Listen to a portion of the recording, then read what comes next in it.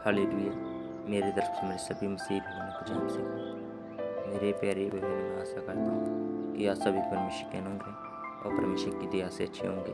मेरे प्यारे बहनों, हमारा आज का पवित्र वचन टॉपिक क्वेश्चन है, क्या परमेश्वर स्त्री या पुरुष क्या है? जानेंगे हम आज बाइबल वचन टॉपिक के माध्यम से हमारी आज के प्रश्न का आंसर। मेरे प्यारे बहनों, पवित्र शास्त्र की जांच करने पर दो तथ्य स्पष्ट हो जाते हैं। पहला, परमेश्वर एक आत्मा है और उसमें मानवीय गुण या सीमाताएं नहीं है। दूसरा, पवित्र शास्त्र में निहित सभी प्रमाण इस बात पर सहमत हैं कि परमेश्वर ने स्वयं को मानव जाति के ऊपर एक पुरुष के रूप में प्रकाशित किया। सबसे पहले परमेश्वर के सच्चे स्वभाव को समझ लेने की आवश्यकता है। बहन भाइयों, यह स्पष्ट है कि परमेश्वर एक व्यक्ति है, क्योंकि परमेश्वर व्यक्ति तत्व के सभी गुणों को प्रकट करता है। अर्थात परमेश्वर के पास मन, इच्छा, बुद्धि और भावनाएं हैं। परमेश्वर वार्तालाप कर सकता है और उसके पास संबंध है, और परमेश्वर के व्यक्तिगत कार्य संपूर्ण पवित्र शास्त्र में पाए जाते हैं। जैसा कि यूहन्ना 4:24 वचन कहता है, मेरे प्यारे बहनों, परमेश्वर आत्मा है और उसकी आराधना करने वाले आत्मा और सच्चाई से आराधना करें। परमेश्वर कहते हैं, परमेश्वर के वचन में लिखा है, परमेश्वर आत्मा है और उसकी आराधना करने वाली आत्मा और सच्चाई से आराधना करें। कि परमेश्वर के पवित्र आत्मा द्वारा और सच्चाई से परमेश्वर की क्या करें?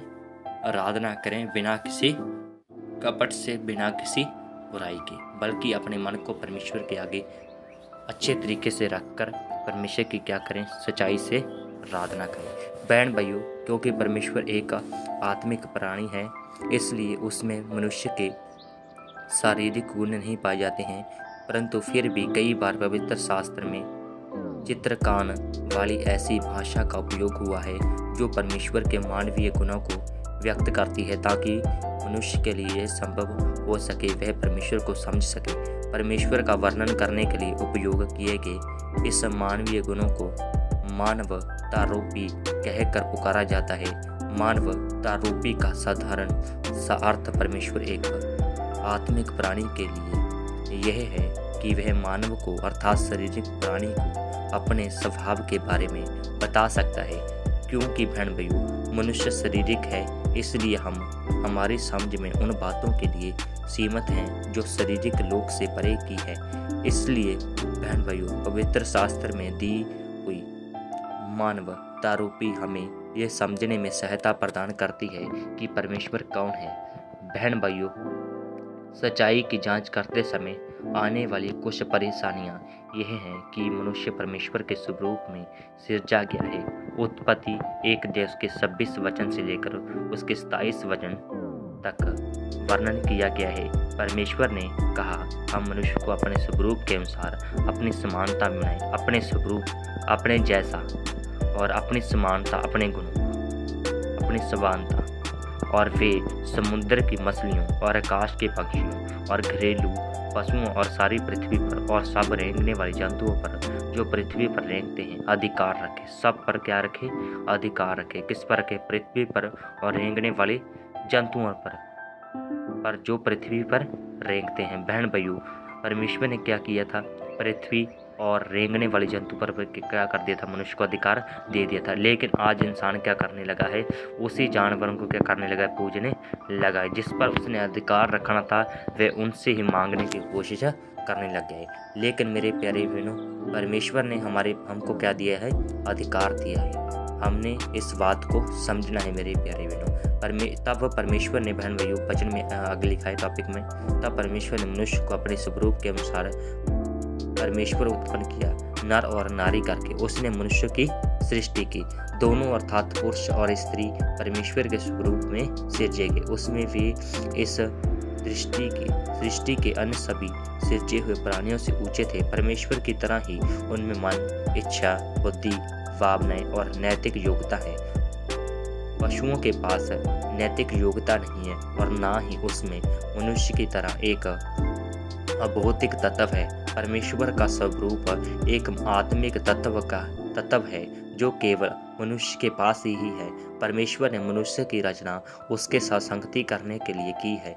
मानव जाति ही केवल ऐसी सृष्टि है जिसकी रचना इस उद्देश्य के लिए की गई है। ऐसा कहने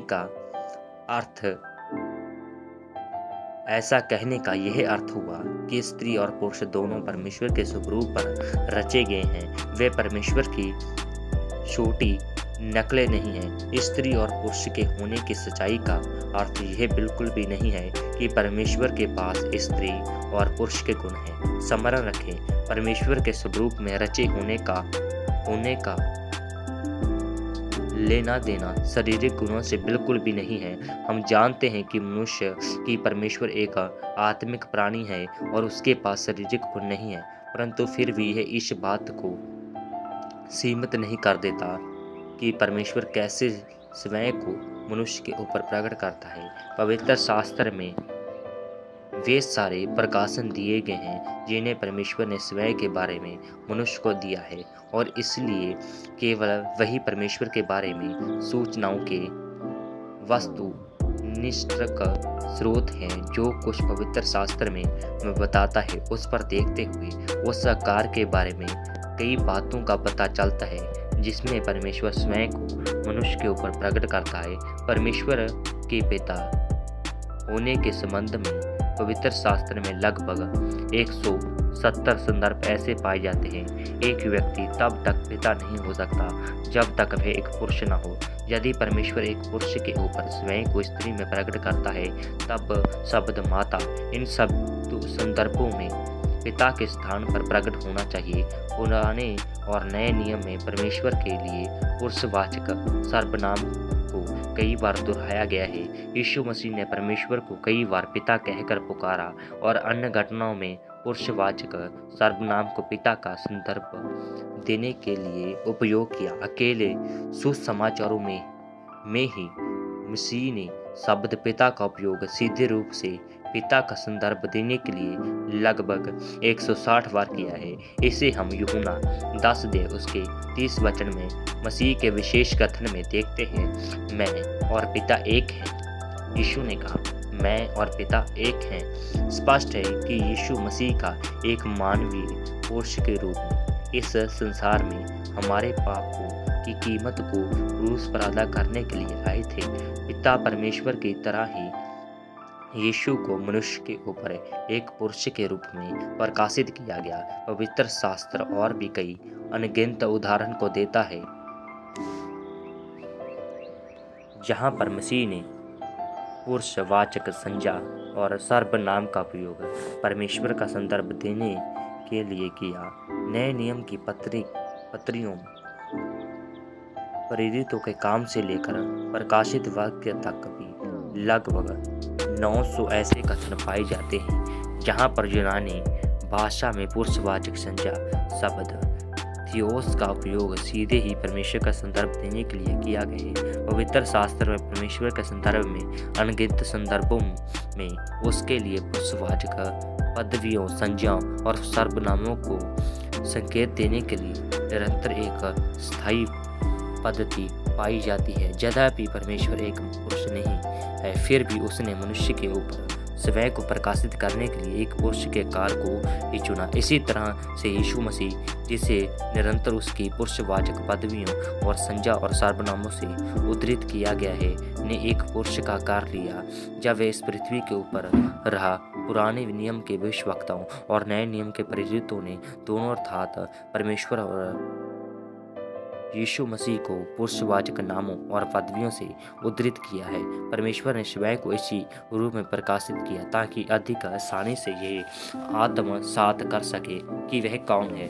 यद्यपि परमेश्वर ऐसा इसलिए करता है ताकि उसे समझने में हमारी सहायता हो। यह महत्वपूर्ण है कि हम परमेश्वर को किसी भी आकार में बंद न करें। ऐसा कहने का अर्थ है कि हम उसे किसी भी सीमा में ना बांधें जो उसके स्वभाव के प्रति उचित नहीं। बहन भाइयों, हमारा आज का बाइबल वचन टॉपिक जो क्वेश्चन स्टडी से रिलेटेड था यहीं पर समाप्त होता है। बहन भाइयों, मैं आशा करता हूँ आज का बाइबल वचन टॉपिक आपको अच्छा लगा हो। बहन भाइयों, परमेश्वर के इस बाइबल वचन टॉपिक के पढ़े जाने से आपको और आपके परिवार को ब्लेसिंग मिले। सभी को मेरी तरफ से जय मसीह की। मेरे प्यारे बहनों, यदि आप हमारे न्यू वीडियो देखना चाहते हैं तो आप हमारे यूट्यूब चैनल को सब्सक्राइब कर सकते हैं। पास्टर दीपक मसीह मिरेकल होली फायर, आप उसको फॉलो कर सकते हैं और इस वीडियो को शेयर भी कर सकते हैं। परमेश्वर की आशीष आप पर हमेशा बनी रहे और आपका जो आज का दिन है वो और भी आशीषित होता जाए। एक बार फिर से सभी को मेरी तरफ से जय मसीह की। Jesus God bless you.